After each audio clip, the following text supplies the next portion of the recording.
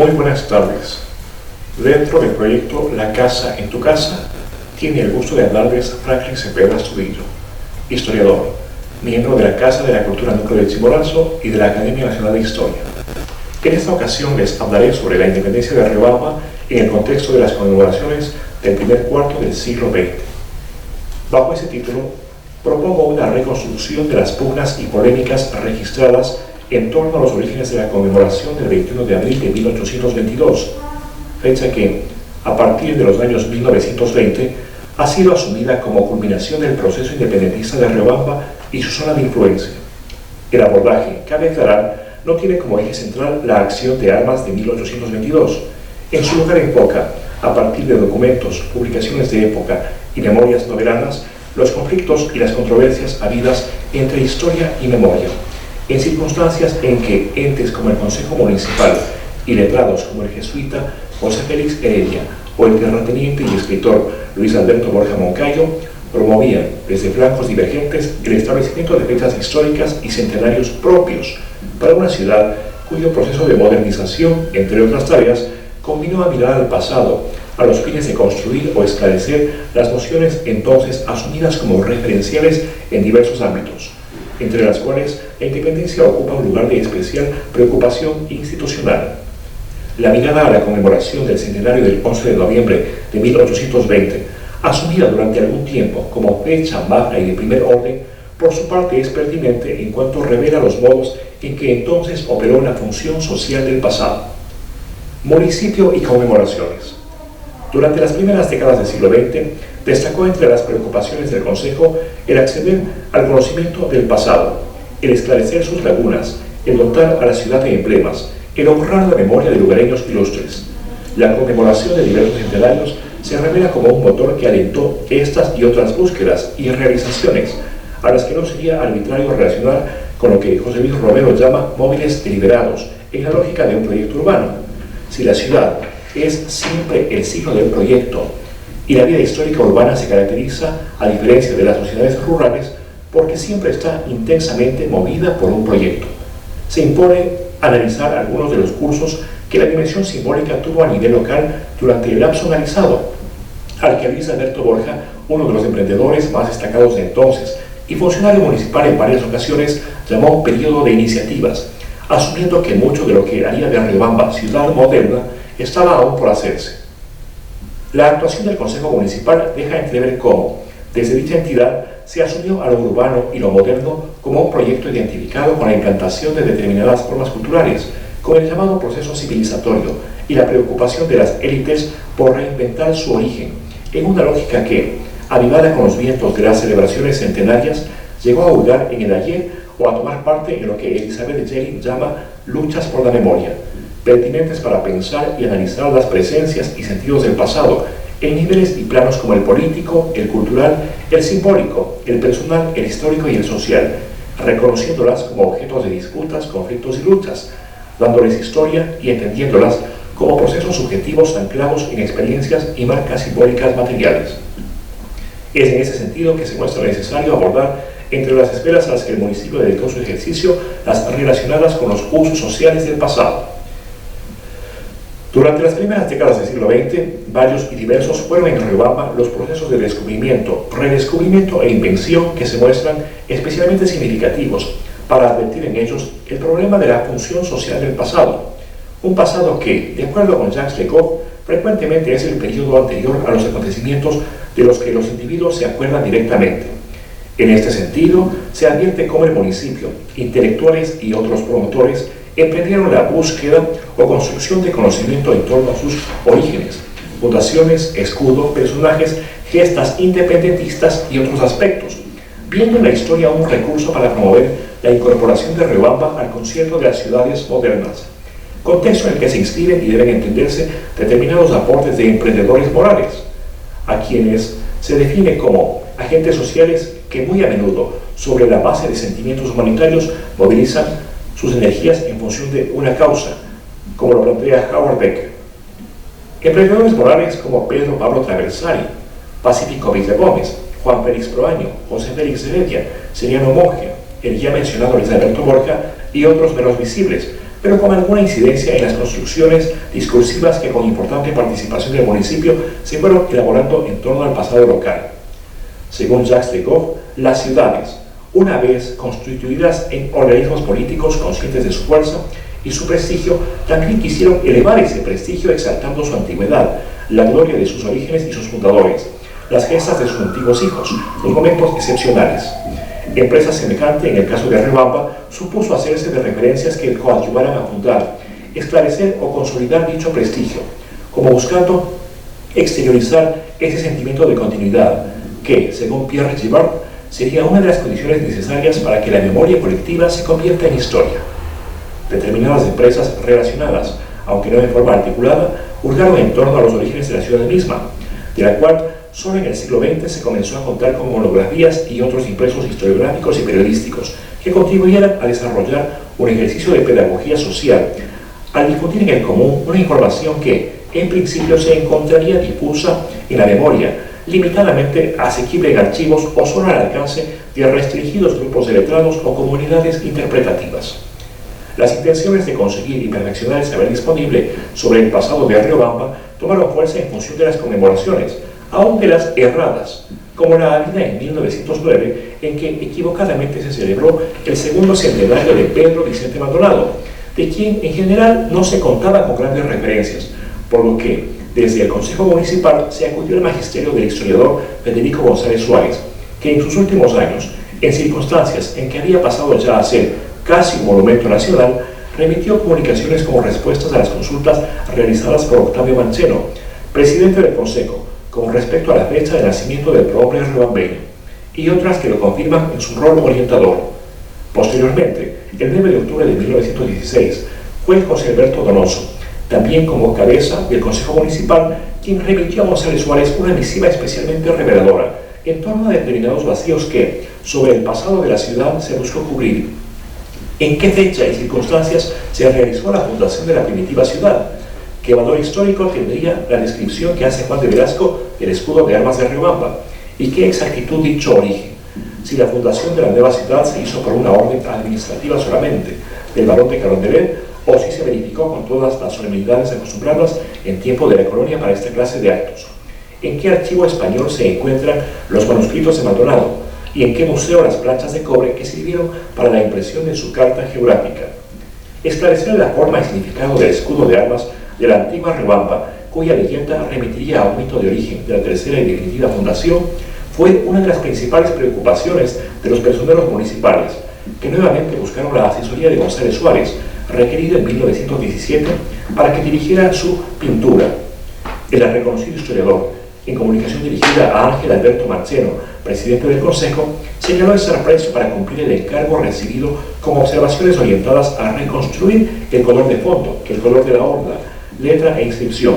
manifestando la esperanza de que posteriores hallazgos en las ruinas de la antigua ciudad de Sicalpa posibilitaran encontrar alguna piedra en la que la forma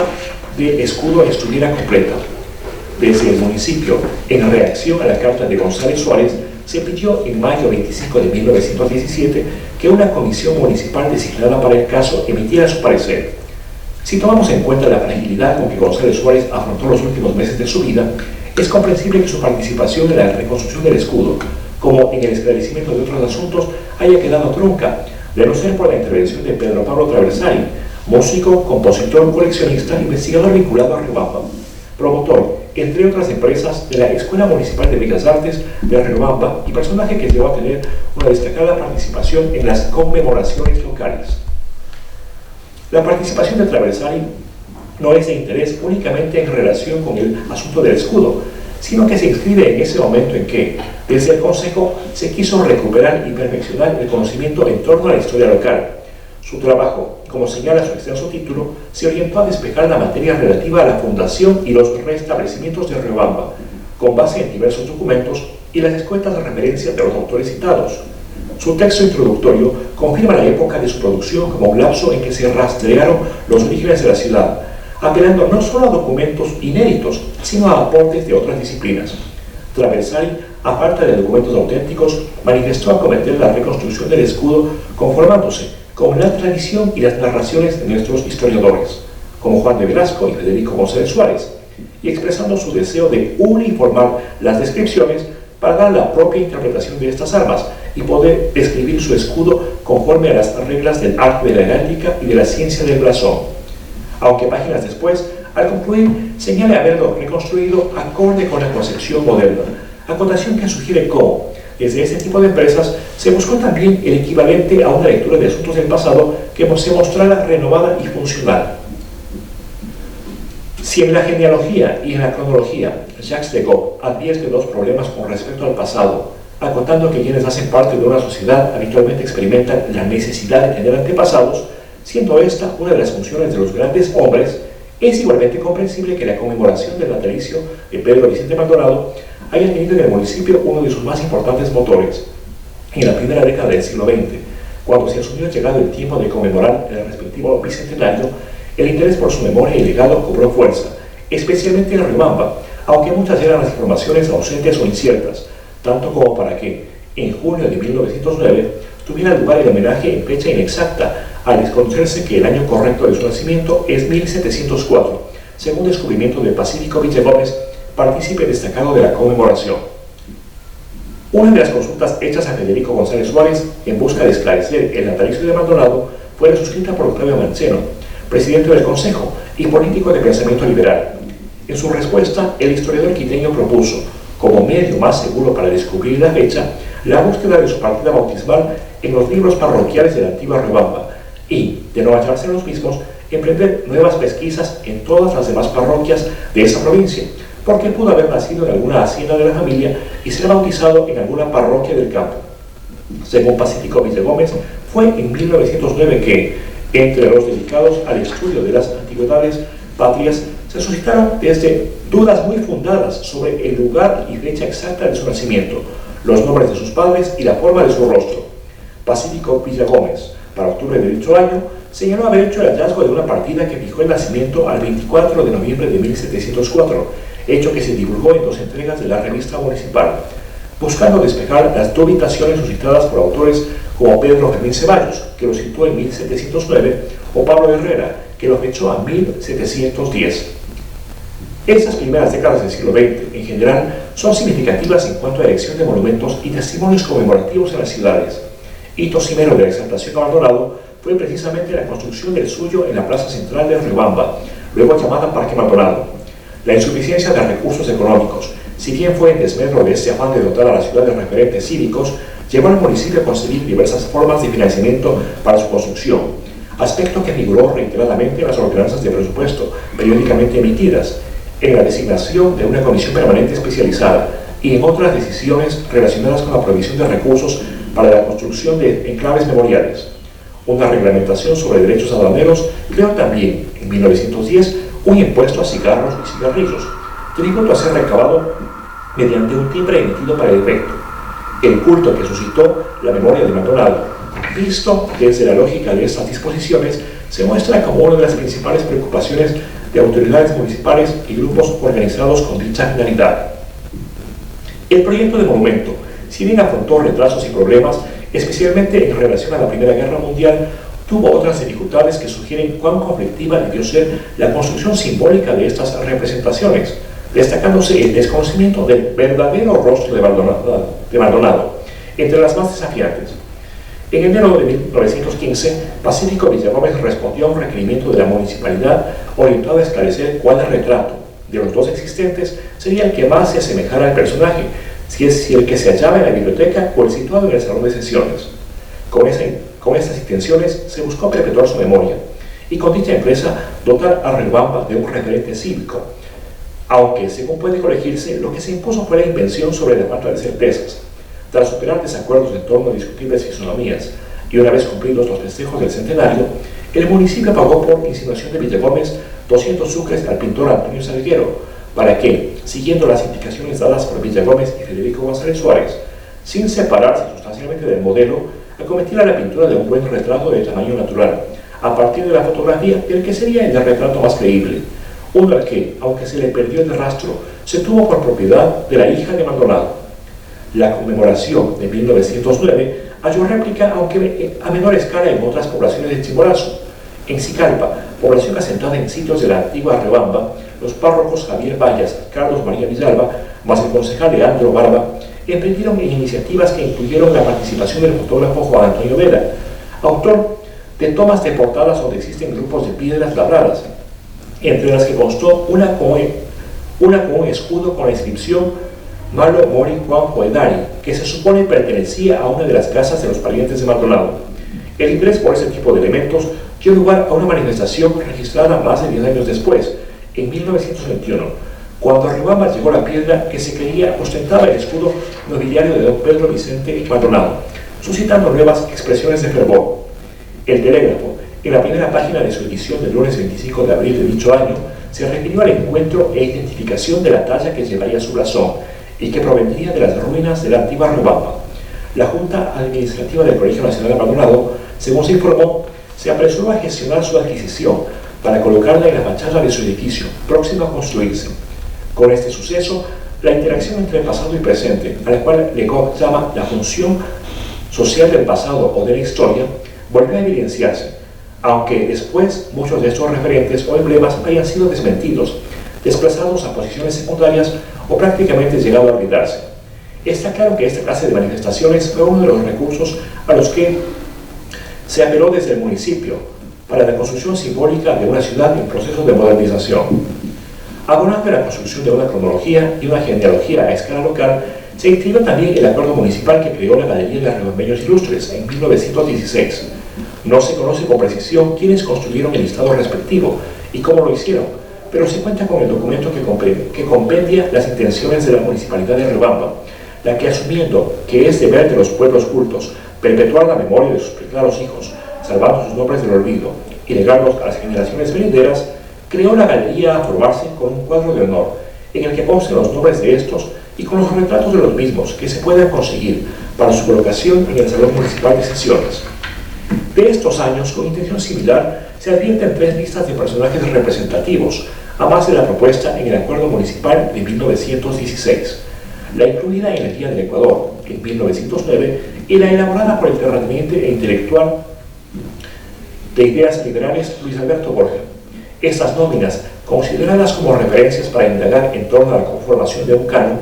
guardan más discrepancias que coincidencias. Mientras Borja privilegió un pasado reciente, con presencia de contadas figuras religiosas o coloniales, el listado inserto en el documento municipal acogió varios hombres de iglesia, políticos militares y al menos una mujer, Magdalena Dávalos. La Guía del Ecuador acaso solo reprodujo como parte de la monografía dedicada al Chimborazo el parcial de su no identificado autor, probablemente otro intelectual local.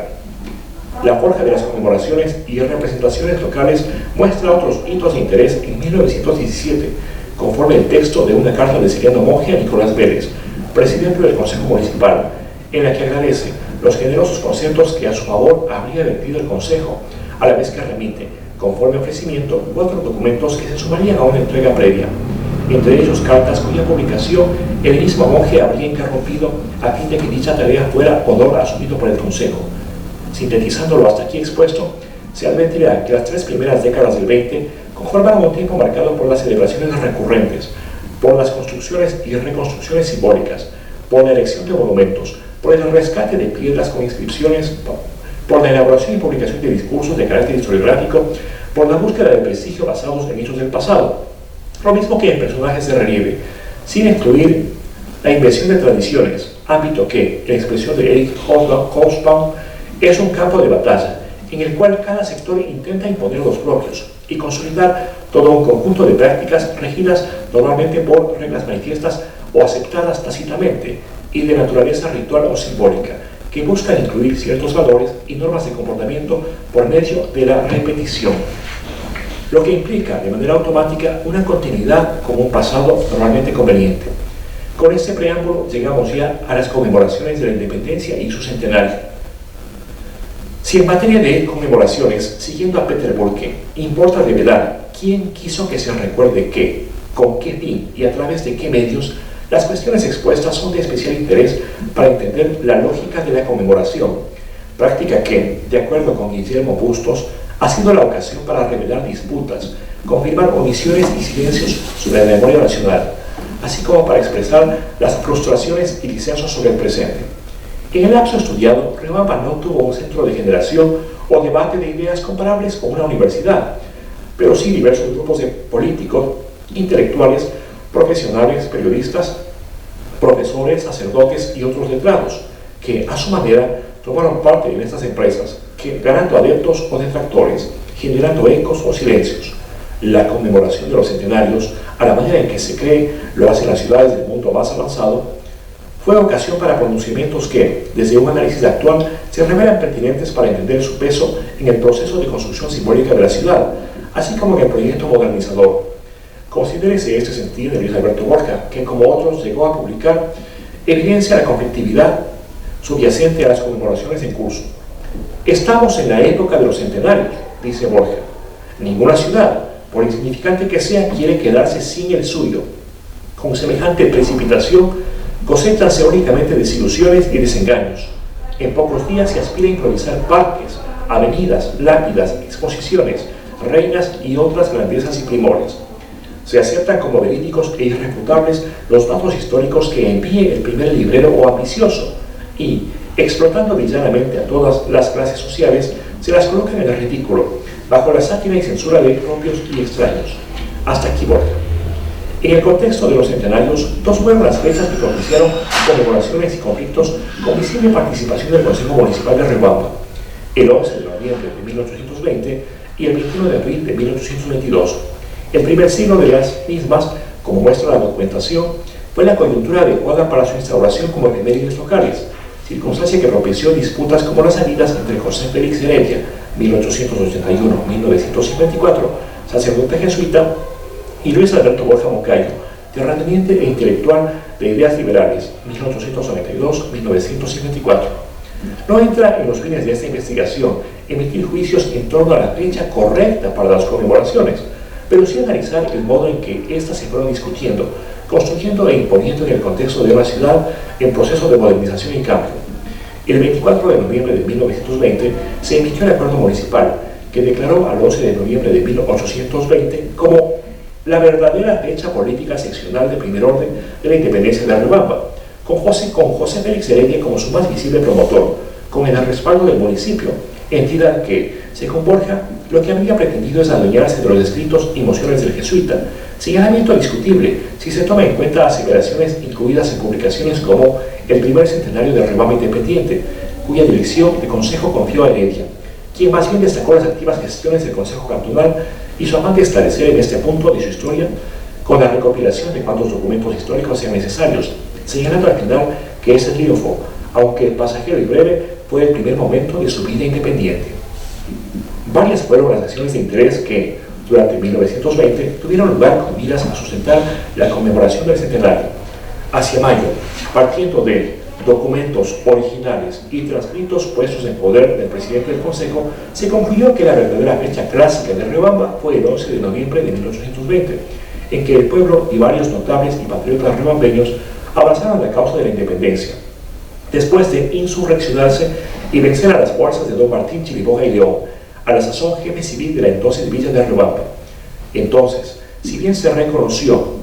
la fugacidad de dicha victoria, se anunció la publicación de los documentos recabados, los mismos que justificarían la conducta del Consejo, que no se habría aventurado a reconocer el 21 de abril de 1822 como la clásica efemérides de Riobamba, si desde antes, 1820, el pueblo riobambeño dio ya pruebas inequívocas de su exaltado patriotismo, secundando el movimiento político verificado en la invicta Guayaquil el 9 de octubre del mismo año.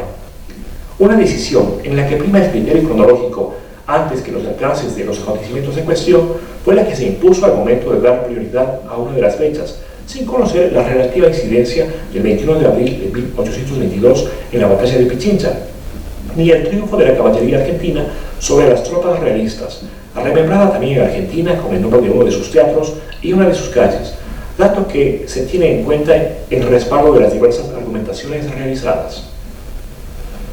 Aunque la discusión no se muestra zanjada, parecería haberse llegado ya a nivel local a un cierto logro, al conseguir que, con el mismo derecho que la Acuerdo del Pacífico, celebra orgullosa el 9 de octubre y la Atenas del Ecuador el 13 de noviembre, Riobamba, la ciudad legendaria del patriotismo, debe celebrar también con toda pompa y boato el 11 de noviembre de 1820, que constituye el pretérito glorioso y cuyo centenario no tarda en llegar. Con estas consideraciones, la celebración de noviembre habría quedado suficientemente justificada como para convocar la participación de todos los grupos sociales, a la vez que para asumir a la fecha como correspondiente a una gloria riobambeña, a la vez que nacional, en atención a la centralidad geográfica de Riobamba. Como en años atrás,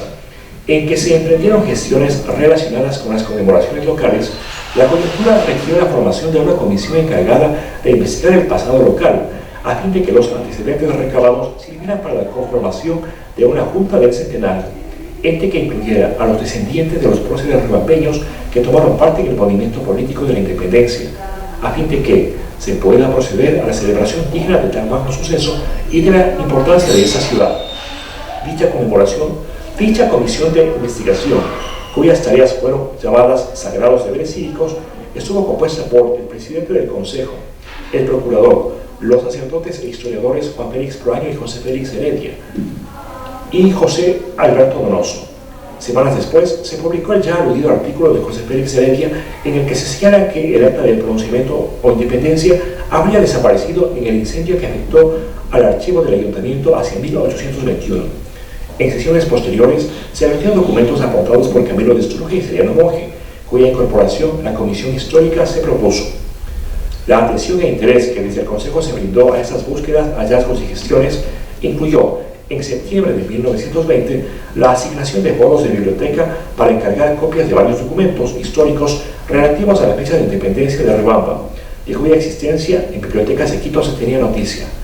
Para mayo, sin embargo, el trabajo de esta comisión ya había cubierto con rapidez y holgura las aspiraciones municipales, conforme el discurso que Carlos Moreno, presidente del Consejo Municipal, diera en la sesión solemne del 24. Dijo Carlos Moreno: actualmente ya puede ufanarse el pueblo riobambeño de ostentar ante la cultura ecuatoriana, gracias al concurso de sabios y patriotas desinteresados y a los documentos encontrados en archivos municipales, el conocimiento de la fecha clásica, de aquella que, anterior a la que fervientes y entusiastas celebramos, sirvió de hermoso paradigma a nuestros dignos progenitores. Aquella fecha gloriosa que enriquece el calendario de nuestras épicas jornadas es el 11 de noviembre de 1820. Ya el pueblo riobambeño puede sentirse orgulloso de haber contribuido al pretérito glorioso de nuestra historia con una página brillante que debe ser inmortalizada, pues que en la palestra de la lucha por la emancipación no fueron nuestros ascendientes meros espectadores, fueron también luchadores.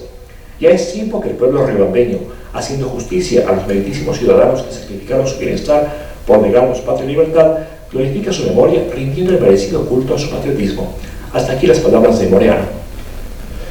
Si consideramos, en cambio, las acciones de Borja, advertiremos que uno de los propósitos también fue establecer un día al año que fuese propio nuestro. Ya en 1919 había conseguido que el municipio aprobase la conmemoración de abril de 1822, pero esta decisión, como se ha señalado, fue reconsiderada en su ausencia a favor del 11 de noviembre de 1820, día de lo que él llama una tradición hilvanada por el jesuita Félix Heredia y opuesta a la fecha que consta en documentos fidedignos que posee el doctor Pacífico Villagómez. Borja, defensor de una conmemoración que privilegiara 1822, no escatimó en gestiones ni argumentos para defender su postura, señalando, por ejemplo, que su moción se ajusta mejor al tiempo para una celebración, cual si fuese solicitada en el primaveral mes de abril, cuando la ciudad está llena de huéspedes costeños, sin vientos fuertes, sin polvaredas, con muchas flores en los jardines, frente al 11 de noviembre, tiempo de otoño, cuando las hojas caen y los pájaros vuelan. Tras recurrentes discusiones entre concejales, la posibilidad de celebrar el 21 de abril fue aceptada, aunque para 3 años después, cuando se cumpliera el centenario. Aunque la batalla de Riobamba ya contaba con un lugar entre las efemérides nacionales, como se evidencia en el almanaque Fin de Siglo, compilado por Manuel Gallegos Naranjo en 1900, Borja, gracias a su capacidad de acceder a periódicos e imprentas, se presentó desde 1916 como el descubridor de la gloriosa efemérides del 21 de abril de 1822. Fue en este sentido que financió las publicaciones en las que expuso sus apasionados argumentos, las reeditó, las hizo parte de sus libros, incluidas sus memorias numeradas, y vio coronados sus afanes cuando, ya como funcionario del Consejo, consiguió, no sin pugnas como he señalado, que se diera mayor relevancia al 21 de abril de 1822 sobre el 11 de noviembre de 1820, haciendo prevalecer sus lecturas del pasado y logrando que Riobamba tuviera sus propias conmemoraciones. polemizando la conmemoración. Diversas publicaciones abonaron a estas disputas y mutuas detracciones, unas buscando dejar una suerte de constancia con acciones como la reproducción de documentos y relaciones de hechos, y otras camuflando intentos por defender posiciones propias, las que se divulgaron en una suerte de pedagogía social, pero también dejaron ver luchas larvadas. Por ejemplo, cuando, cumplida la conmemoración centenaria de 1920, tuvo lugar la edición de la memoria de las fiestas del primer centenario de la proclamación de la independencia de la ciudad de Riobamba, en la que deliberadamente, según denunció Juan Félix Proaño, se deslizaron imprecisiones que claramente evidencian ásperos desacuerdos y conflictos subyacentes a la conmemoración. Entre las impugnaciones de Proaño se manifiesta: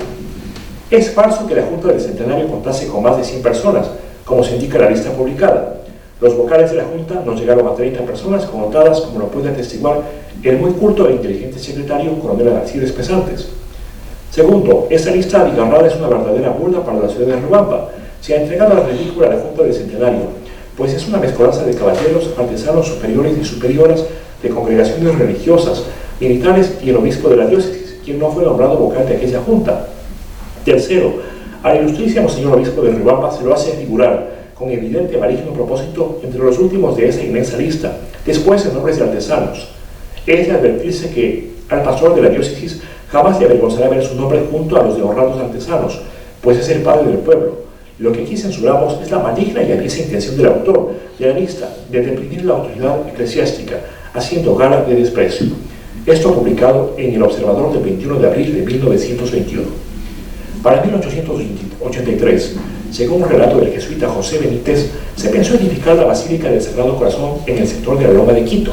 intención que debió ser revisada por considerarse que distaba mucho de la parte entonces poblada de la ciudad.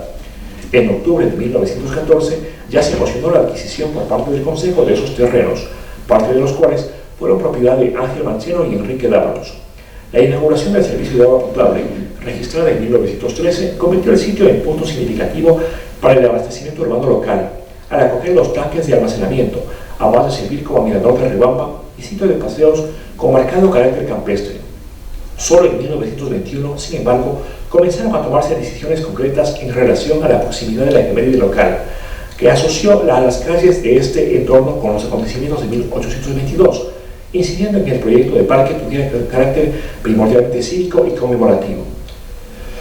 El 26 de octubre se acordó levantar una pirámide en homenaje al general Juan Lavalle, decisión aparejada a la ordenanza del 19 de diciembre de 1921, que mandó levantar un monumento a los actores de 1822 en la zona más elevada del Paseo 21 de abril, en la Loma de Quito. Un posterior acuerdo municipal determinó que el triunfo obtenido por las tropas libertadoras al mando de Hipólito Sucre, ese 21 de abril de 1822, selló la independencia de la ciudad. Reconoció la participación de fuerzas internacionales en el mismo, los granaderos de caballo y los dragones de Colombia, bajo los respectivos mandos de Juan Lavalle y Diego de Ibarra. Dicho acuerdo fue emitido en 1921, en la proximidad del centenario, por lo que se ordenó la erección de un monumento en honor del general Juan Lavalle y demás combatientes por la libertad, que incluyera placas de mármol con los nombres de los actores de la jornada, así como la dedicatoria y ordenanza y otros puntos planteados, que, como se conoce, no llegaron a cumplirse. En 1924, cuando algunas de estas pugnas parecen haber bajado en intensidad, se publicó Batalla de Riobamba, 21 de abril de 1822, homenaje que en el primer centenario ofrece el muy ilustre Consejo Municipal de Riobamba a los héroes de aquel glorioso día. En varias páginas de esta publicación, Borja, cubiertas sus aspiraciones, se refirió al progreso de la ciudad, a sus hombres ilustres, a la importancia de ostentar glorias históricas y a las fiestas patrias, ante las cuales no hemos caído los riobambeños quedando relegados al olvido, sin proclamar y investigar efemérides notables que sean propias nuestras, tanto para acotar que esta ciudad noble, viril y gallarda no puede jamás hallarse en inferiores condiciones que otras ciudades ecuatorianas. Borja, como principal animador de estas empresas, nuevamente relacionó las conmemoraciones con el adelanto urbano, según esos discursos en los que volvió sobre ideas que comenzó a difundir en 1916, manifestó que Riobamba, sin historia, no sería luminosa, aunque suntuosos edificios se destacaran por doquiera. Su voluntad de generar huellas trascendentes e hitos simbólicos se muestra por demás explícita al aludir a muros, torres, postes, plazas, arboledas, que solo dan una idea de un conglomerado inerme, tosco e insensible, salvo cuando se levanta un monumento, ente al que identifica con transformación y destellos de vida y poderío en la ciudad. Dice Borja, en esta última época, al sorprendente desarrollo material de Riobamba se añade felizmente el progreso histórico e intelectual, siendo por eso su avance completo y decisivo. Por un lado llegan las locomotoras y el agua potable, por el otro se proclama la magnitud histórica del 21 de abril y el 11 de noviembre. No somos ya los hijos de una ciudad de calles, parques y casas solamente, somos ahora los habitantes de una urbe de sublimes páginas inmortales. Cuando un viajero ponga sus plantas en nuestro suelo, no le hablaremos únicamente de la formación rápida y sorprendente de la nueva Riobamba, sino también habremos de explicarle el significado posero de la pirámide del 21 de abril, en la loma de Quito, palabras de Borja. Pronunciamientos como los de este autor, aunque no fueron los únicos en estos aspectos, son los que con mayor nitidez permiten advertir cómo desde entonces el municipio asoció las conmemoraciones de Riobamba con su progreso y modernización. Así, considerando reflexiones propuestas por Beatriz Saldo, estaríamos ante una ciudad misma que es objeto de debate ideológico estético, una ciudad en que se celebra y se denuncia la modernización, buscándose en el pasado un espacio perdido o encontrando en la dimensión internacional una escena más espectacular. En el Acuerdo Municipal de diciembre de 1921, precisamente se explicitó la voluntad de internacionalización de la conmemoración con Argentina y Venezuela. Es con Argentina, no obstante, estos afanes muestran mayores intercambios, como los que testimonia el interés de la Sociedad de Estímulo de Bellas Artes, que desde Buenos Aires se dirigió a Carlos Moriano, presidente del Consejo Municipal, solicitando se dé apertura a artistas argentinos para la presentación de bocetos para monumentos conmemorativos de la independencia, remarcando en asuntos como el histórico reconocimiento de las luchas comunes por la libertad de América, el vínculo de solidaridad fraterna que debe unir a nuestros destinos, sin olvidar momentos destacados, como la sesión solemne en homenaje al 21 de abril de 1822, la misma que contó con la presencia de Alberto Pondalín, enviado extraordinario y ministro plenipotenciario de la República Argentina, presencia que Ángel Alberto Manceno, presidente del Consejo, destacó, lamentando que aún no se hubiera concluido el momento conmemorativo en la loma de Quito. Del mismo modo que para la conmemoración del centenario del 11 de noviembre, para el correspondiente al del 21 de abril, se habría buscado contar con alguna participación de descendientes de sus actores. ¿Acaso en este sentido se entiende el contacto tenido con funcionarios argentinos como Jacinto García, cónsul general de quien, en sesión del 3 de mayo de 1922, se mencionó una misiva a él dirigida por Dolores Lavalle de Lavalle, hija del general Juan Lavalle, quien manifestó complacencia por la erección de monumentos conmemorativos? La vinculación con Argentina se complementó con otras acciones como el envío desde dicho país de algunos relieves para la pirámide conmemorativa de abril, emplazada en la loma de Quito, o libros de autores argentinos, mientras desde Riobamba se emitieron fotografías como propaganda para su difusión en establecimientos educativos argentinos, con denominaciones alusivas a Ecuador, y publicaciones referentes a la fecha conmemorada, de las mismas que ciudadanos particulares desde Argentina solicitaron mediante cartas el envío de ejemplares. Las conmemoraciones analizadas, como queda evidenciado, fueron coyuntura de internacionalización, ocasión de acuerdos y discrepancias, a la vez que momentos significativos en la configuración de un imaginario que coadyuvó notablemente a definir la dimensión simbólica de Riobamba como ciudad en proceso de modernización. Amigas y amigos, este ha sido el espacio La Casa en tu Casa. Les habló Franklin Cepeda Astudillo. Hasta muy pronto.